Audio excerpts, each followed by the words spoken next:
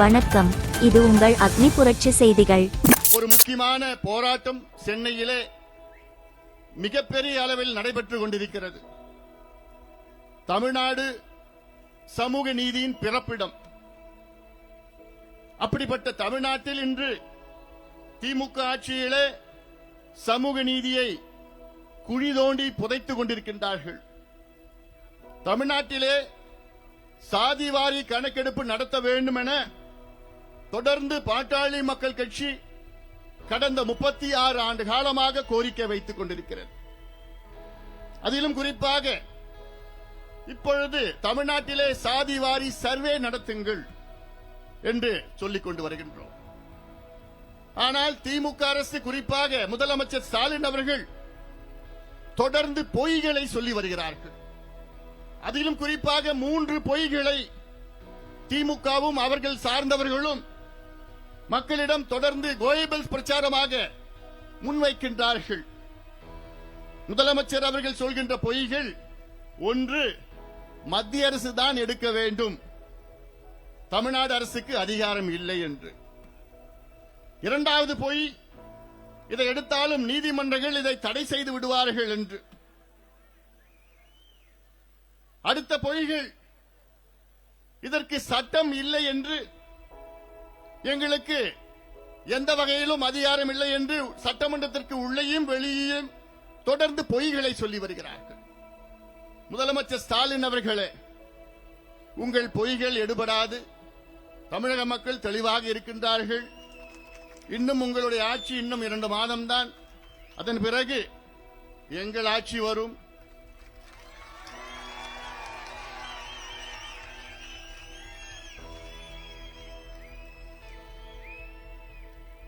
எங்களுடைய கோரிக்கை சமூக நீதி நிலைநாட்டுங்கள். சாதிவாரி கணக்கெடுப்பு என்பது இது ஒரு சாதி பிரச்சனை கிடையாது, இது ஒரு சமூக நீதி பிரச்சனை. சாதியை வைத்துத்தான் பல நூற்றாண்டுகளாக அடக்குமுறைகள் நடைபெற்றன. இதை சரி செய்ய வேண்டும். இந்த அடக்கப்பட்ட ஒடுக்கப்பட்ட சாதிகளுக்கு சமூக நீதி வழங்க வேண்டும் என்ற நோக்கில்தான் இன்று அப்படிப்பட்ட சாதிகள் எந்த நிலையில் இருக்கின்றார்கள் என்று தெரிந்து கொள்ளத்தான் சாதிவாரி சர்வே நடத்த வேண்டும். இது சமூக நீதி பிரச்சனை. இந்த சாதிவாரி சர்வேயால் இடஒதுக்கீட்டும் வரும். இடஒதுக்கீட்டுக்காக மட்டும் கிடையாது, இடஒதுக்கீடும் ஒரு அங்கம்தான். நம்முடைய இந்திய அரசியல் சாசனம், கான்ஸ்டிடியூஷன் ஆஃப் இந்தியா 15-16 சரத்திலே ஒரு அரசு சமூக கல்வியிலே பின்தங்கிய மக்களுக்கு நிகர்நோக்கு நடவடிக்கைகளில் ஈடுபட வேண்டும். நிகர்நோக்கு நடவடிக்கைகள் என்றால் அஃபர்மேட்டிவ் ஆக்ஷன் என்று சொல்வார்கள் ஆங்கிலத்தில். நம்முடைய கான்ஸ்டிடியூஷன்ல ஆர்டிகல் 15-16 தெளிவா சொல்லியிருக்கிறது. The states should ensure affirmative action for the socially and educationally backward classes of India. அதைத்தான் நாங்கள் கேட்கின்றோம். அந்த உரிமையைத்தான் நாங்கள் கேட்கின்றோம். இப்போ இருக்கின்ற கணக்கு வெள்ளையர்கள் 1931 எடுத்தார்கள்.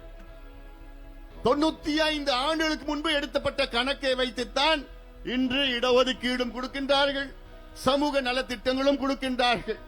இது பழைய கணக்கு. 1931 இந்தியாவுடைய மக்கள் தொகை கணக்கு அப்போ 28 கோடி, இன்னைக்கு 146 கோடி. 1931 அதில் முறையான கணக்கு எடுக்கல. அங்கே விஞ்ஞான ரீதியிலே தொழில்நுட்பங்கள்லாம் அப்போ கிடையாது. இன்னைக்கு எல்லாமே இருக்கு, ஃபிங்கர் டிப்ல இருக்கு உங்களுக்கு. இன்னும் சொல்ல போனா ஒரு பழைய கணக்கு வச்சுட்டு நம்ம ஓட்டிட்டு இருக்கிறோம். அந்த காலத்தில் கணக்கு எடுக்கிற நேரத்தில் டிவி கூட கிடையாது, பிளாக் அண்ட் ஒயிட் டிவி கூட இந்தியாவில் கிடையாது. அம்பாசிடர் கார்டு கூட அப்ப கணக்கெடுப்பு நடத்தல, அம்பாசிடர் கார்டு கூட அப்ப வரல. அப்ப எடுத்த கணக்கு வச்சுக்கிட்டு இன்னைக்கு ஓட்டிட்டு இருக்கிறோம். எதுக்கு ஓட்டுறோம்? இந்த பிள்ளைங்களுக்கு படிப்பு கொடுக்கறதுக்கு, இந்த பிள்ளைங்களுக்கு வேலை கொடுக்கறதுக்கு, இந்த பிள்ளைங்களுக்கு கடன் கொடுத்து அவளுக்கு சுய தொழில் கொடுப்பதற்காக பழைய கணக்கு வச்சுக்கிட்டு ஓட்டிட்டு இருக்கிறோம். அதனால நாங்க கேட்கிறோம், புது கணக்கு எடுக்குங்க. இந்த சமூகங்கள் எந்த நிலையில் இருக்கின்றார்கள் என்று தெரிந்து கொள்ள வேண்டும். தமிழ்நாட்டில் உள்ள ஒட்டுமொத்த சமூகங்களும் எந்த நிலையில் இருக்கின்றார்கள் என்று தெரிந்தால்தான் நீங்கள் சமூக நீதியை நிலைநாட்ட முடியும். இல்லையேன் எதை வைத்து நீங்கள் சமூக நீதியை நிலைநாட்டுவீர்கள்? இதுல பல காரணங்கள் இருக்கிறது. நான் இப்ப பொய் சொன்னார்ல ஸ்டாலின் அவர்கள், ஒன்னு மத்திய அரசு தான் எடுக்கணும். மத்திய அரசு 1948 சென்சஸ் ஆக்ட் படி சென்சஸ் தான் எடுப்பார்கள். மக்கள் தொகை கணக்கெடுப்பு மத்திய அரசு எடுப்பார்கள். ஆனால் எங்களுடைய அழுத்தம் காரணமாக பிரதமர் மோடியிடம் பலமுறை அழுத்தம் கொடுத்து இப்பொழுது மத்திய அரசும் நாங்கள் 2027 மக்கள் தொகை கணக்கெடுப்பிலே கூடுதலாக சாதிவாரி கணக்கெடுப்பும் நடத்துவோம் என்று அறிவித்திருக்கின்றார்கள். அது நடைபெறும்.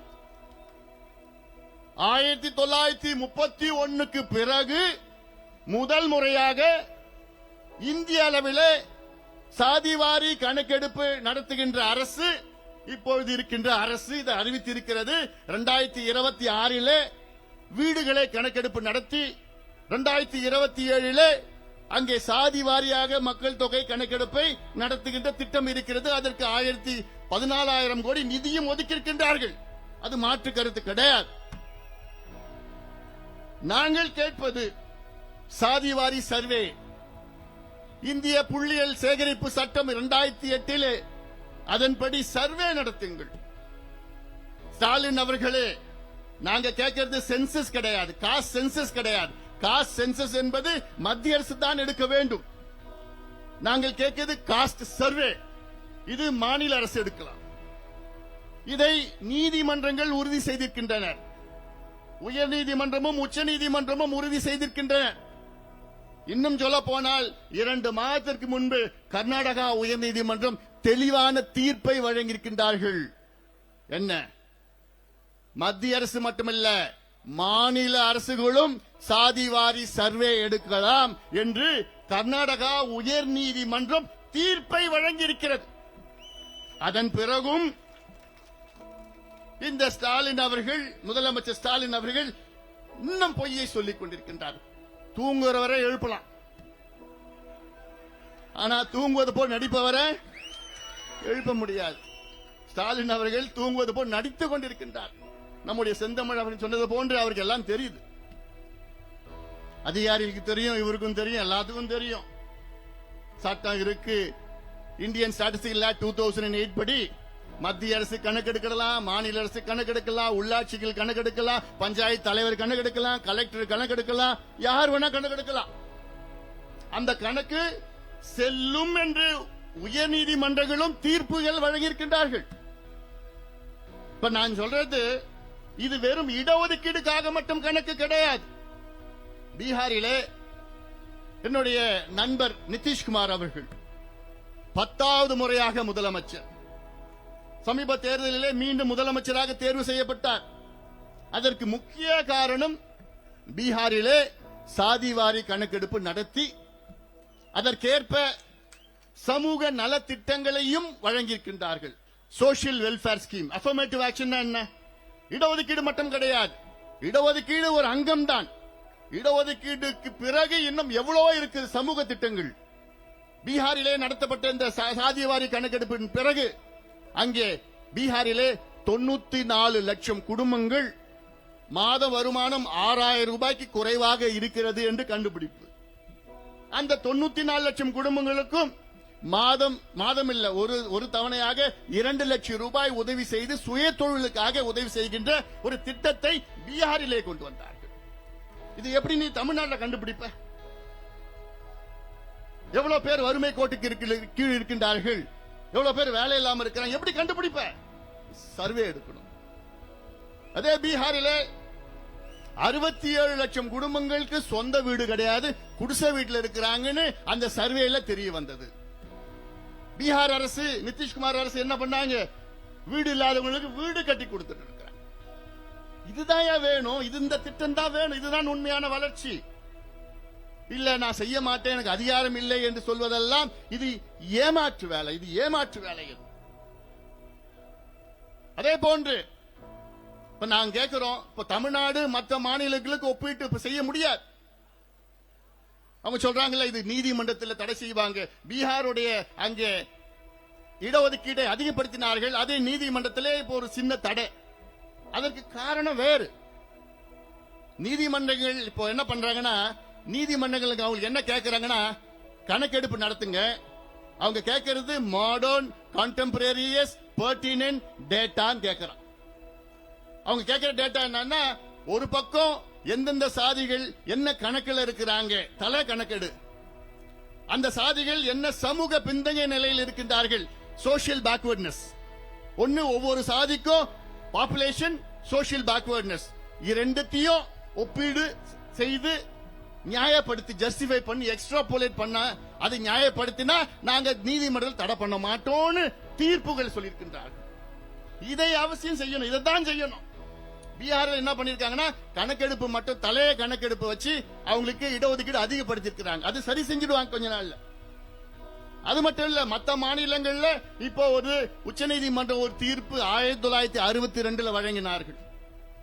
என்ன தீர்ப்புனா, Balaji versus state of Karnataka ஒரு தீர்ப்பு. அப்போ 1960 கர்நாடகாவில் அங்கே 65 விழுக்காடு இடஒதுக்கீடை உயர்த்தினார்கள்.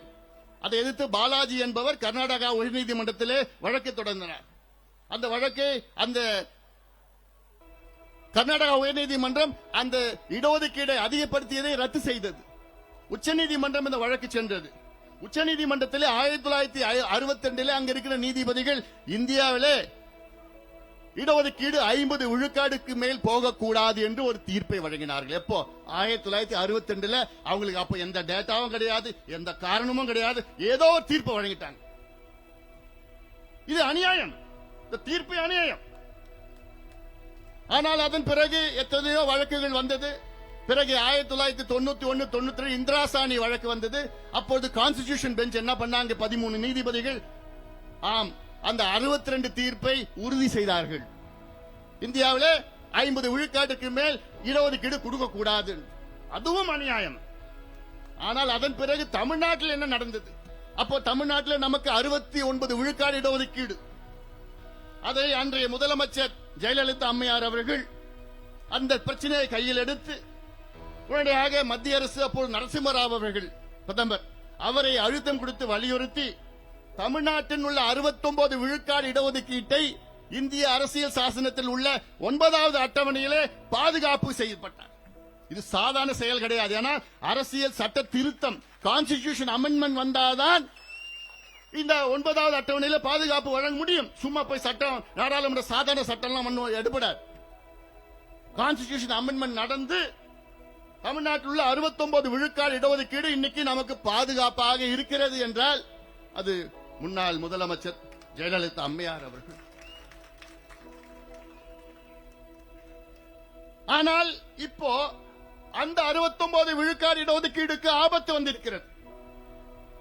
பொதுவா 9வது அட்டவணையில் இருக்கின்ற ஏதாவது சட்டம், அதை நீதிமன்றம் அதை சீண்டக்கூடாது, அதை எடுக்கக்கூடாது. ஆனால் அதை மீறி உச்சநீதிமன்ற நீதிபதிகள் இந்த பிரச்சனை எடுத்தார்கள். ஏன்னா சமூக நீதிக்கு எதிரானவர்கள் வழக்கை போட்டார்கள். தமிழ்நாட்டில் 69 விழுக்காடு ரத்து பண்ணணும்னு வழக்கு போட்டாங்க. அதை எடுக்கக்கூடாது நீதிமன்றம். ஆனாலும் உச்ச நீதிமன்ற நீதிபதி எடுத்துட்டாங்க. எடுத்துட்டு என்ன கேட்டாங்க, தமிழ்நாட்டில் 69 விழுக்காடு மக்கள் பழங்குடி மக்கள், பட்டியலின மக்கள், மிகவும் பிற்படுத்தப்பட்ட மக்கள், அதாவது எஸ்டி, எஸ்சி, பிசி, எம்பிசி 69% இருக்காங்களா கேள்வி கேட்டார். இது எப்படி நீ நியாயப்படுத்துவன்னு கேள்வி கேட்டார் நீதிபதி. நான் ஓராண்டு காலம் நான் தருகின்றேன் என்று நீதிபதி சொன்னார். ஓராண்டு காலத்திற்குள், எப்போ சொன்னார்? 2010. ஓராண்டு காலத்திற்குள் தமிழ்நாடு கணக்கெடுப்பு நடத்தி நியாயப்படுத்தினால் 69 விழுக்காடு இடஒதுக்கீட்டை நான் அனுமதிக்கிறேன், இல்லையே நான் தடை செய்வேன் என்று நீதிபதி சொன்னார். அப்புறம் அவர் மாறிட்டார். அப்போ ஏதாவது ஒன்று பண்ணி காமிச்சு பழைய அந்த அம்பாசங்கர் வச்சுக்கிட்டு அதெல்லாம் அந்த கணக்கெல்லாம் வச்சுக்கிட்டு ஏதோ ஒப்புத்து பண்ணிட்டாங்க. அப்ப ஜனார்தனம் இருந்தார், அப்போ பேக்வர்ட் கிளாஸ் கமிஷன் சேர்மனா இருந்தார். அவர் ஏதோ கணக்கெல்லாம் வச்சுக்கிச்சு பண்ணிட்டாங்க. அதன் பிறகு 2017 மீண்டும் ஒரு வழக்கு உச்சநீதிமன்றத்தில், என்ன 69 விழுக்காடு இடஒதுக்கீடு ரத்து பண்ணணும். இந்த வழக்கு இப்போ நிலுவையில் இருக்கு. நீதிபதிகள் என்ன சொன்னாங்க, அப்ப அந்த மராத்தா ரிசர்வேஷன் பிரச்சனை அது முடிஞ்ச உடனே தமிழ்நாட்டு பிரச்சனை நம்ம எடுப்போம்னு சொல்லிட்டு இருந்தாங்க. மராத்தா பிரச்சனை முடிஞ்சு போச்சு. இப்ப என்ன பண்ணுவாங்க அடுத்தது? தமிழ்நாட்டினுடைய இடஒதுக்கீடு 69 இடஒதுக்கீடு, ஏன்னா இந்தியாவில் வேற எந்த மாநிலத்திலும் கிடையாது. மற்ற மாநிலங்கள் நம்ம கிட்ட ஒப்பீடு செய்ய முடியாது. நமக்கு ஏற்கனவே 69 இருக்கு. அந்த 69க்கு பாதுகாப்பு இல்ல, பிரச்சனை வருது. அதுக்காகவாவது எடுங்கன்னு முதலமைச்சர் ஸ்டாலின் கிட்ட பலமுறை நாங்க சொன்னோம். இப்போ இதுல கடந்த 5 ஆண்டு காலத்தில் 35 முறை பாட்டாளி மக்கள் கட்சி சாதிவாரி கணக்கெடுப்பு நடத்த வேண்டும் என்று அழுத்தங்கள், தீர்மானங்கள், நேரடியாக முதலமைச்சரை சென்று சந்தித்தது, பிரதமர் அவர்களை சந்தித்து வலியுறுத்தியது, கருத்தரங்குகள், பல கருத்தரங்குகள் நடத்தினோம், பல போராட்டங்கள் நடத்தினோம், நாடாளுமன்றத்திலையும் சட்டமன்றத்திலையும் பல முறை பேசணும். இதெல்லாம் இதை படிக்கணும்னா அரை மணி நேரம் ஆகும் எனக்கு. 35 முறை இந்த 5 ஆண்டு காலத்தில் அவ்வளோ போராட்டம், கருத்தரங்கம், அழுத்தம், ஆர்ப்பாட்டம், பேசுறது உள்ள வெளியில, மீடியா, தீர்மானம் எத்தனையோ செஞ்சிருக்கிறோம். அதனால இது ஏதோ இது தேர்தலுக்காகவோ கூட்டணிக்காகவோ நடத்துறது கிடையாது. தமிழ்நாட்டில் சமூக நீதி நிலைநாட்ட வேண்டும். அதற்கு முதல்ல 69 விழுக்காடு இடஒதுக்கீட்டை நம்ம பாதுகாக்கணும். ஒண்ணு. இரண்டாவது, 69 விழுக்காடு இடஒதுக்கீட்டில் உள்ள வேற்றுமைகளை கலைக்கப்பட வேண்டும். 69 விழுக்காடு இடஒதுக்கீடு இருக்கு, ஆனால் அதற்குள்ள இருக்கின்ற சமூகங்களுக்கு சமநிலையில் இருக்கின்றார்களா? இல்ல. அதுக்கு பல உதாரணங்கள் என்னால சொல்ல முடியும். இப்போ நான் கேட்கறது, பட்டியலின மக்களுக்கு தமிழ்நாட்டிலே 18 விழுக்காடு இடஒதுக்கீடு, பழங்குடி மக்களுக்கு 1, பட்டியலின மக்களுக்கு 18. அந்த 18ல 3 விழுக்காடு அருந்ததியர் மக்களுக்கு. அருந்ததியர் மக்கள் அந்த 3 விழுக்காடு மட்டுமல்ல, அந்த 15 விழுக்காட்டிலும் அவர்கள் போட்டியிடலாம். இப்போ பட்டியலின மக்கள் 3 பெரிய பிரிவுகள். ஒன்று ஆதி திராவிடர்கள், தேவேந்திர குல வேளாளர், அருந்ததியர்கள். உட்பிரிவுகள் கிட்டத்தட்ட 76 உட்பிரிவுகள் இருக்கிறது. அந்த உட்பிரிவில் இருக்கின்றவர்களுக்கு எல்லாத்துக்கும் கிடைக்குதா இடஒதுக்கீடு? எல்லாமே சமநிலையில இருக்கா? இல்ல. 76 பேர்ல வெறும் 6ல இருந்து 8 பேர் தான் கிட்டத்தட்ட 90 விழுக்காடு இடஒதுக்கீடை அவர்கள் தட்டி செல்கிறார்கள். மீதி இருக்கின்ற 68 பேருக்கு கிடைக்கல. இது நீ எப்படி தெரிஞ்சுப்ப? கணக்கெடுப்பு நடத்தணும். அது கணக்கெடுப்பு நடத்ததையா தெரியும். நீ இடஒதுக்கீடு தர, சமூக திட்டங்கள் தர, அது போய் சேருதான்னு உனக்கு தெரிஞ்சுக்கிறது விருப்பம் இல்லையா? அந்த கூறு குடும்பம் இல்ல உங்களுக்கு. இதுக்கு மேல எப்படி என்னால சொல்ல முடியும்? இதுக்கு மேல எப்படி சொல்ல முடியும் என்னால? இது படிச்சது படிக்காதெல்லாம் வித்தியாசம் இல்லமா? இதெல்லாம் மனசுல இருக்கணும். அதெல்லாம் ஏன்னா இது பட்டியலின மக்களுக்கு மட்டுமல்ல, பழங்குடி மக்கள் என்று இருக்கிறார்கள். பழங்குடி மக்களுக்கு 1 விழுக்காடு இடஒதுக்கீடு தமிழ்நாட்டில், மத்தியில 7.5 விழுக்காடு. இங்க 1 விழுக்காட்டுல 36 உட்பிரிவுகள் இருக்கிறது. அந்த 36 உட்பிரிவுகள் அதுல 6-7 உட்பிரிவுகள் அந்த 1 விழுக்காடுல கிட்ட 3/4 எடுத்துட்டு போறாங்க.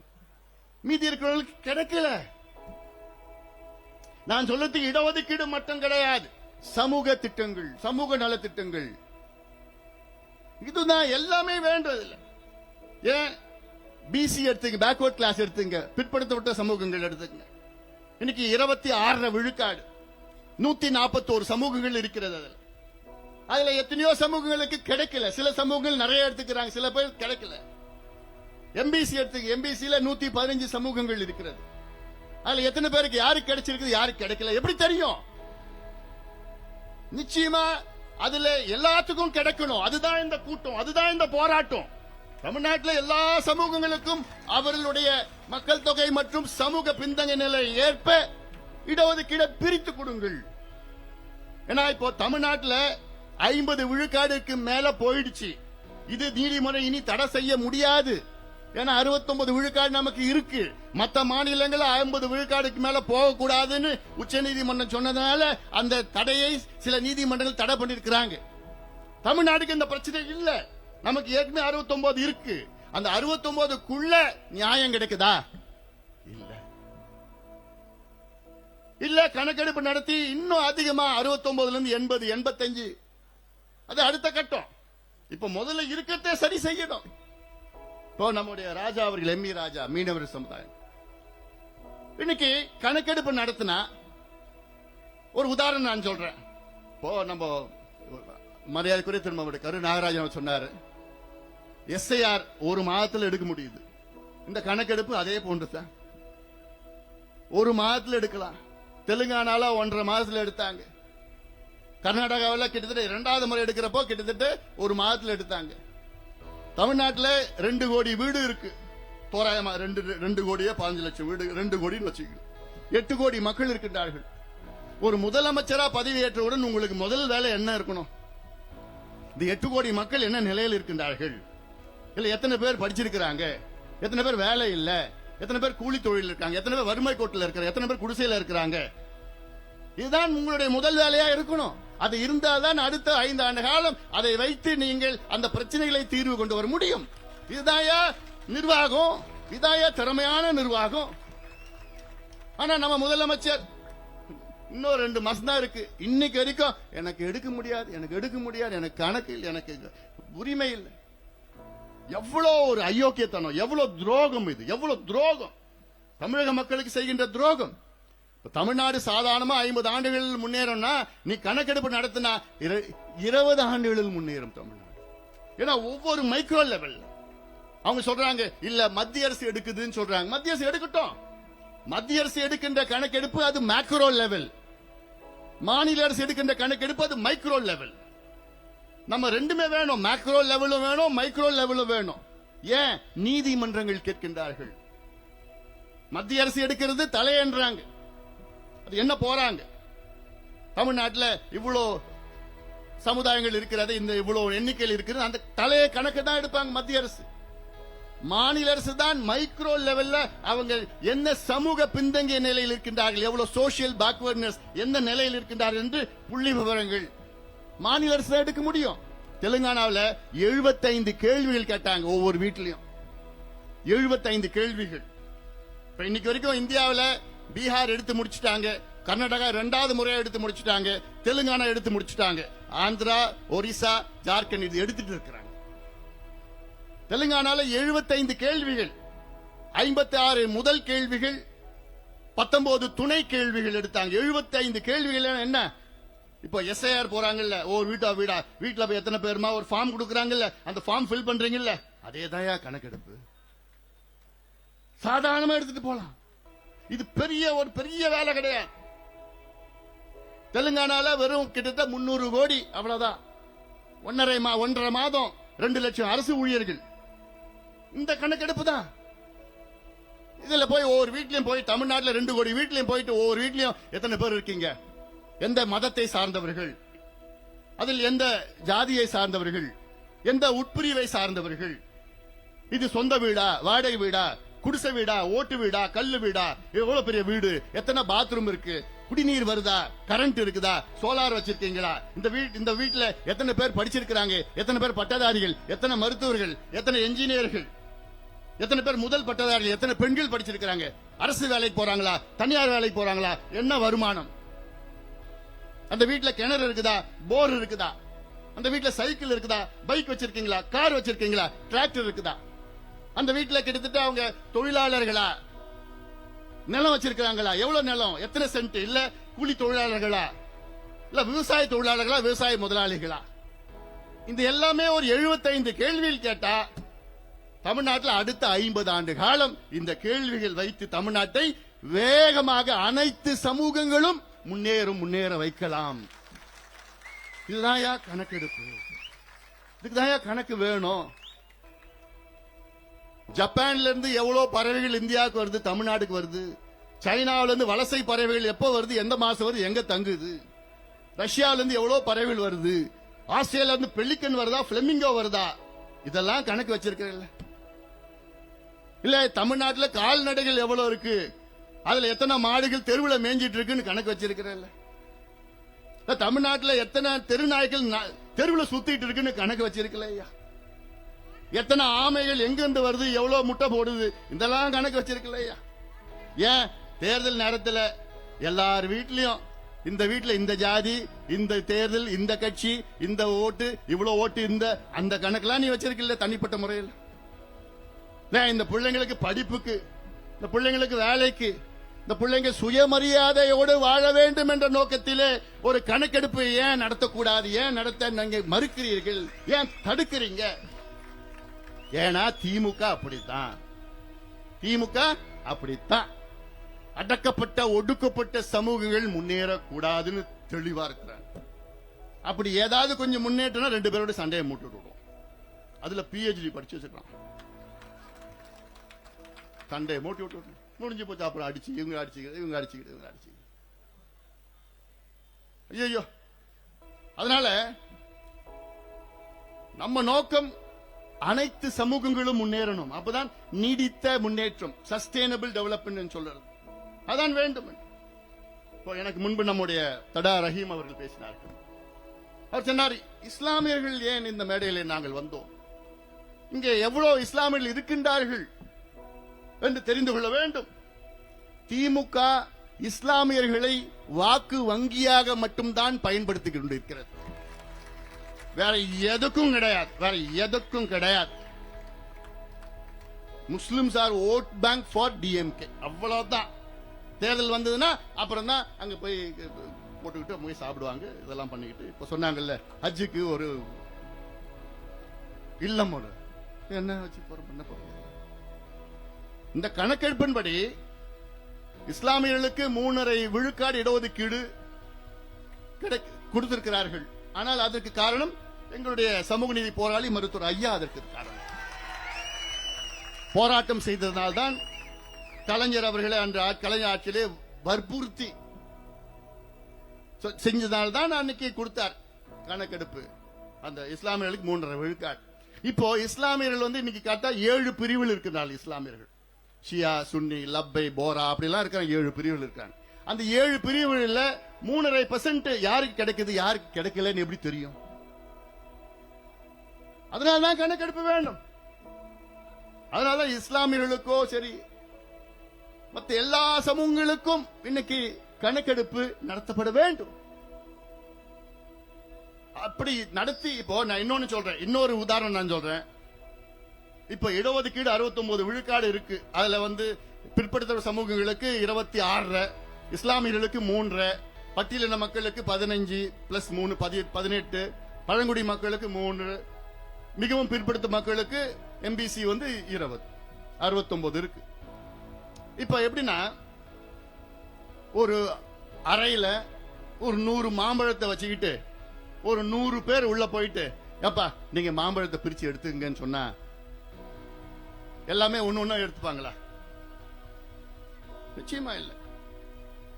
பலமா இருக்கிறவங்க, பலசாலிகள், வலிமையா இருக்கிறவங்க 5 மாம்பழம் 10 மாம்பழம் 15 மாம்பழம் எடுத்து அடிட்டு போடும்.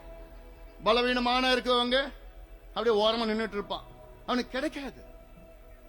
நம்ம இந்த கணக்கெடுப்பு நடத்தினா அதுல யாரு மாம்பழம் அதிகமா எடுத்துட்டாங்க, யாருக்கு கிடைக்கல, அது தெரிஞ்சிடும். தெரிஞ்சு கிடைக்காதவங்களுக்கு கூடுதலாக மாம்பழம் கொடுக்கிறது. இதுதான் சமூக நீதி, இதுதான் நீதி, இயற்கை நீதி, சமூக நீதி. இதுதான். இது நான் பண்ண மாட்டேன், இத பண்ணவே மாட்டேன். எதுக்கியா பயப்படுறீங்க? ஸ்டாலின் அவர்களுக்கு என்ன பயம்? ஏன் பயப்படுறீங்க? என்ன பயம் உங்களுக்கு? எம்எல்ஏ சீட் எல்லாம் ஜாதி வச்சுதான் கொடுக்குறீங்க, எம்பி சீட்டு ஜாதி வச்சுதான் கொடுக்குறீங்க, பஞ்சாயத்து தலைவர் ஜாதி வச்சுதான் கொடுக்குறீங்க. ஏன் உங்க கட்சி மாவட்ட செயலாளர் ஜாதி வச்சுதான் கொடுக்குறீங்க, ஜாதி வச்சுதான் கலவரமே பண்றீங்க நீங்க ஆட்சிக்கு வரணும்னு. அப்புறம் எதுக்கியா ஏன் இந்த ஜாதி கணக்கெடுப்பு ஏன் நடத்த? இது ஜாதி கணக்கெடுப்பு மட்டும் கிடையாது, நான் மீண்டும் மீண்டும் சொல்றேன், இது ஜாதி பிரச்சனையே கிடையாது. தமிழ்நாட்டினுடைய முன்னேற்ற பிரச்சனை, தமிழ்நாட்டினுடைய சமூக நீதி பிரச்சனை, social justice problem of Tamil Nadu. எல்லாமே நம்ம பக்கம் சட்டம் இருக்கு, 69 விழுக்காடு இருக்கு, எல்லாமே அதிகாரம், அவர்கிட்ட அதிகாரம் இருக்கு, ஆட்சி இருக்குது, அதிகாரிகள் இருக்கிறாங்க, நிதி இருக்கு. 4.5 கோடி பட்ஜெட் போடுற திமுக 500 கோடி இதுக்காக செலவு பண்ண முடியாதா? எல்லாம் வச்சிருக்கிறாரு. ஆனால் அந்த சமூக நீதி நிலைநாட்டுகின்ற அந்த மனசு மட்டும்தான் கிடையாது. இல்லவே இல்லை. ஆனா நிச்சயமா வரலாறு முதலமைச்சர் ஸ்டாலின் அவர்களை மன்னிக்காது. நிச்சயமா வரலாறு உங்களை மன்னிக்காது.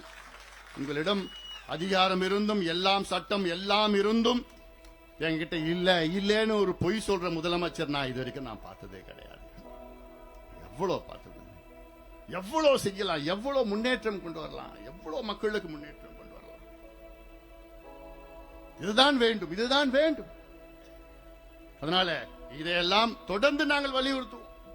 அது நாங்க சோர்ந்து போறது கிடையாது. எவ்வளவு காலமா நாங்க பார்த்துட்டோம். மருத்துவர் ஐயா அவர்கள் 45 ஆண்டு காலமாக இந்த கணக்கெடுப்பு வேணும், இந்த கணக்கெடுப்பு வேணும். மத்திய மாநில அரசு எத்தனையோ முறை எத்தனையோ பிரதமர்களை பார்த்தாரு, இங்க முதலமைச்சரை பார்த்தாரு, நாங்களாம் பார்த்தோம், எல்லாம் பண்ணோம். இது ஏதோ ஒரு வன்னியர் பிரச்சனை, இது ஒரு ஜாதிக்காக மட்டும் கிடையாது. தமிழ்நாட்டில் அடக்கப்பட்ட, ஒடுக்கப்பட்ட, வஞ்சிக்கப்பட்ட மக்கள் எவ்வளவு பேர் இருக்காங்க. அவங்க எல்லாமே முன்னேற வேண்டும், வேகமாக முன்னேற வேண்டும். சமூக நீதினா என்ன? சமூகத்தில் பின்தங்கி இருக்கிற சமுதாயம் முன்னேறிய சமுதாயங்களுக்கு நிகராக வாழ வேண்டும், சுயமரியாதையுடன் வாழ வேண்டும். அதுதான் சமூக நீதி. அதற்கு நமக்கு என்னென்ன டேட்டா வேணும், எல்லாம் டேட்டா எல்லாமே வேணும். அதை வைத்துத்தானே நம்ம திட்டங்கள் வகுக்க முடியும். அது மட்டுமல்ல, பீகாரில் சொன்ன முதலமைச்சர் நம்முடைய நிதிஷ்குமார் அவர்கள் ஏன் மீண்டும் அவர் ஆட்சிக்கு வந்தார்? பல காரணங்கள். அதுல 2 முக்கிய காரணம். 1, கணக்கெடுப்பு நடத்தினார். 2, அங்கே பூரண மதுவிலக்கை கொண்டு வந்தார்.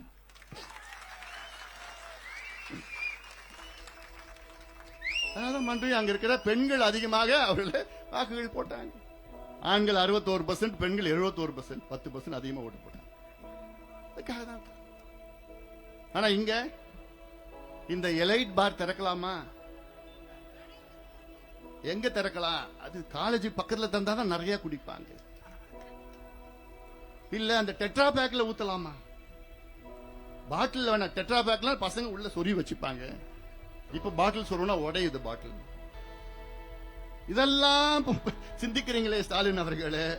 இந்த பிள்ளைங்க படிக்கிறதுக்கு, வேலைக்கு போறதுக்கு, பெண்கள் பாதுகாப்பா இருக்கிறதுக்கு உங்களுக்கு எதுவும் இல்லையா? தமிழ்நாட்டில் சட்டமும் இல்ல, ஒழுங்கும் இல்ல, பெண்கள் பாதுகாப்பு இல்ல. 4 வயசு குழந்தை, 80 வயசு பாட்டி, யாருக்குமே பாதுகாப்பு. என்ன காரணம்? ஒரு பக்கம் மது உங்க அப்பா திறந்து விட்டார், இன்னொரு பக்கம் கஞ்சா, காக்கேன், ஹெரோயின், அபின், என்னென்ன போதை அமெரிக்காவில் இருக்கிறதோ அத்தனையும் தமிழ்நாட்டில் மூல முடுக்குல கிடைக்குது, கிராமத்துல கிடைக்குது, பள்ளிக்கூடம் வாசல்ல, கல்லூரி வாசல்ல கிடைக்குது. எனக்கு பயமா இருக்கு. இந்த அடுத்த தலைமுறைகளை நினைச்சாலே பயமா இருக்கு. ஏன்னா எங்க பார்த்தாலும் அவ்வளோ மோசமான கிடைக்கும். பார்த்தா திருநெல்வேலியில 9வது படிக்கிற பிள்ளை, குழந்தைங்க 9வது படிக்கிறது தான் குழந்தைங்க. அது பள்ளிக்கூடத்துல வகுப்புல மது குடிச்சிட்டு பெண் குழந்தைகள். நான் என்னுடைய அறிக்கை சொல்லிட்டேன், அவங்க மேல தப்பு கிடையாது, அவங்கள தண்டிக்காதீங்க, அவங்க வாழ்க்கை பாழா போயிடும். சட்டம் இருக்கு, 21 வயசுக்கு மேல விற்க கூடாதுன்னு சட்டம் இருக்கு. யார் வாங்கினா, யார் அவங்களுக்கு கொடுத்தா, அவங்கள தண்டிங்க. நீங்க அவங்க ஸ்கூல்ல இருந்து வீட்டுக்கு போறதுக்குள்ள 3 கடை இருக்கு, அது உங்க மேல தப்பு. உங்க நோக்கம் என்ன? நீங்க ஆட்சிக்கு வந்த நேரத்தில் தமிழ்நாட்டில் 34,000 கோடி மது வித்தாங்க. உங்க ஆட்சி முடிகிற காலத்தில் இன்னைக்கு 56,000 கோடிக்கு மது விற்கிறாங்க. இது ஒயிட்ல மட்டும், கருப்புல 1 லட்சம் கோடிக்கு வரும். சரி, இப்ப நான் அது வேற டைவர்ட் ஆயிடும். இப்ப நம்ம வேலை கணக்கெடுப்பு இது அவசியமானது. ஏன்னா நான் மறுபடியும் சொல்றேன், தமிழ்நாட்டினுடைய சமூக நீதி பிறப்பிடம் தமிழ்நாடு. அப்படிப்பட்ட நம்முடைய முன்னோர்கள் எல்லாம் இங்கே சமூக நீதிக்காக போராடி வாழ்ந்தவர்கள். இன்னும் சொல்ல போனா நம்ம தான் முதல்ல எடுத்திருக்கணும். ஆனா கர்நாடகா நம்மள மிஞ்சிட்டாங்க. 2015 சித்தராமையா அவர்கள் அப்ப எடுத்தார், அது வெளியில விடல. இப்ப மறுபடியும் 2வது முறை எடுத்திருக்கிறாங்க. கர்நாடகாவில் என்ன பண்ணிருக்காங்க தெரியுமா? சமீபத்தில் கர்நாடகாவில் இந்த ஆண்டு பட்டியலின மக்களுக்கு ஒரு கணக்கெடுப்பு நடத்தினாங்க, ஒரு நீதியரசர் தலைமையில் நடத்தி அதற்கு பரிந்துரைகள் செய்து கர்நாடகாவில் 17 விழுக்காடு இடஒதுக்கீடு பட்டியலின மக்களுக்கு. அந்த 17 விழுக்காட்டை 3ஆக பிரித்தார்கள், 6, 6, 5 என்று. அந்த 6னா யாருன்னா, அதுல கண்டுபிடிச்சு பட்டியலின மக்கள்ல அதுல யாருக்கு கிடைக்கலையோ அவங்க எல்லாமே 6ல சேர்த்தாங்க. இன்னொரு 6ல யாருக்கு குறைவா கிடைச்சிருக்குதோ அவங்க எல்லாம் சேர்ந்து இன்னொரு 6ல சேர்த்தாங்க. அதுல யாருக்கு அதிகமா கிடைச்சதோ அவங்க என்ன 5ல சேர்த்திருக்கிறாங்க. இதுதான் உண்மையான சமூக நீதி. இதையா செய்யணும். உள்ஒதுக்கீடு கொடுக்கணும். நீதிமன்றம், உச்ச நீதிமன்றமே உள்ஒதுக்கீடு கொடுக்க தடையில்லை என்று தீர்ப்பு வழங்கியிருக்கிறார்கள். தமிழ்நாட்டில் எல்லாமே சாதகமா இருக்கு, ஒன்றை தவிர, நம்ம முதலமைச்சரை தவிர, இந்த ஆட்சியை தவிர. ஆனா இன்னும் 2 மாசம் பொறுத்துக்கு அதுவும் போயிடும், முடிஞ்சு போயிடும். அதனால இது ஏதோ ஒரு தேர்தலுக்காக எல்லாம் மறுபடியும் சொல்றேன். இது தொடர்ந்து அடுத்த தேர்தலுக்கு முந்தின நாள் வரைக்கும் இது நாங்க போராடிட்டு தான் இருப்போம், கேட்டுட்டு தான் இருப்போம். தேர்தலுக்கு இதுக்கு சம்பந்தம் கிடையாது. ஏன்னா இப்ப இல்ல, இதுக்கு முந்தைய அரசியல் தான் பண்ணோம், அதுக்கு முந்தைய அரசு தான் பண்ணிட்டு இருக்கோம், காலங்காலமா கேட்டுட்டு இருக்கோம். எதுக்கு? இந்த எல்லா தமிழ்நாட்டில் உள்ள அடக்கப்பட்ட, ஒடுக்கப்பட்ட, வஞ்சிக்கப்பட்ட மக்கள் எல்லாம் படிக்கணும், வேலைக்கு போகணும், சுய தொழில் செய்யணும், இல்ல வேலையில சுயமரியாதையுடன் வாழணும். லிவிங் வித் செல்ஃப் ரெஸ்பெக்ட், சுயமரியாதையோட வாழ வேண்டும். சுயமரியாதை இயக்கத்தை தொடங்கினா போதாது, சுயமரியாதையோட வாழணும். நான் கேட்கிறேன், திமுக கூட்டணி கட்சியெல்லாம் இருக்கிறீங்களே, காங்கிரஸ் கேட்கிறேன் நான், உங்க ஆட்சி தான் கர்நாடகாவில் இருக்கு, உங்க ஆட்சி தான் தெலுங்கானாவில் இருக்கு, ஆனா இங்க ஏன் வாயை திறக்க மாட்டீங்களா? என்ன பயம் உங்களுக்கு? அண்ணன் வைகோவை கேட்கிறேன் நான், நீங்கள் தந்தை பெரியார் வழியில் வந்தவர், ஏன் நீங்க வாயை திறக்க மாட்டீங்க? ஏன் திராவிட கழகம் கி வீரமணி அவர்கள், ஆசிரியர் அவர்களை கேட்கிறேன், ஏன் நீங்க வாயை திறக்கல? என்ன பிரச்சனை உங்களுக்கு? திருமாவளவன் அவர்களை நான் கேட்கிறேன், ஏன் என்ன? சாதிவாரி சர்வே எடுத்தால் அதிகமாக பயன் பெறுவது யாருன்னா பட்டியலின மக்கள் தான். ஆனாலும் ஏன் நீங்க வாயை திறக்க மாட்டீங்க? ஏன் ஒரு போராட்டம்? என்ன பிரச்சனை? தேர்தல் தானா, தேர்தல் தானா, தேர்தல் தானா, அதான் எல்லாமே. அதனால இது ஒரு சமூக நீதி பிரச்சனை. இப்ப மேடையில் வந்திருக்கிறாங்க, இவ்வளவு தலைவர்கள் இருக்கிறாங்க.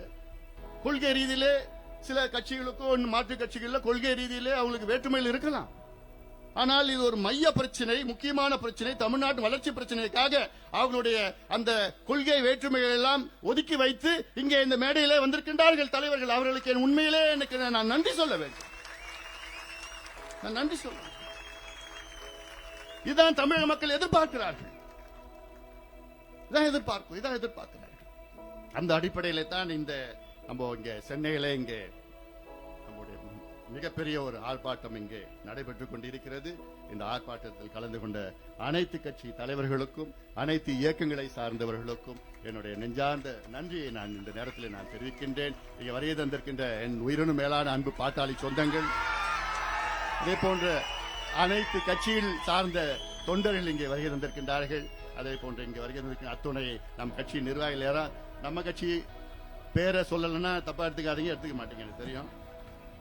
இல்லாம இங்க சென்னை மாவட்டத்தை சார்ந்த ஜெயராமன் அவர்கள், தயாளன் அவர்கள், ராதா அவர்கள் தலைமை உள்ளிட்ட இங்க நல்லா இங்க ஏற்பாடு பண்ணிருக்கிறாங்க. இதெல்லாம் சொல்லிட்டேன், எல்லா பேரும் சொல்லிட்டேன், எல்லா மாவட்ட செயலரும் சொல்லிட்டேன். இங்க எல்லாமே நல்லா பண்ணிருக்கிறீங்க. உங்களுக்கு என்னுடைய வாழ்த்துக்கள். காவல்துறைக்கு என்னுடைய நன்றிகளை இந்த நேரத்தில் நான் தெரிவிக்கின்றேன். ஊடக நண்பர்களுக்கும் நன்றி. இங்கே மீண்டும் இந்த உறுதியாக நாம் எல்லோரும் ஒன்று சேர்ந்து தமிழ்நாட்டில் உள்ள அனைத்து மக்களும், அனைத்து சமுதாயங்களும், அனைத்து மதத்தை சார்ந்தவர்களும், அனைத்து இனத்தை சார்ந்தவர்களும், அனைத்து மொழியை சார்ந்தவர்கள், எந்த வேறுபாடும் இல்லை, எந்த பாகுபாடும் இல்லாமல் நாம் எல்லோரும் ஒன்று சேர்ந்து நமக்காக, சமூக நீதிக்காக நாம் எல்லோரும் ஒன்றுபடுவோம், வெல்வோம்.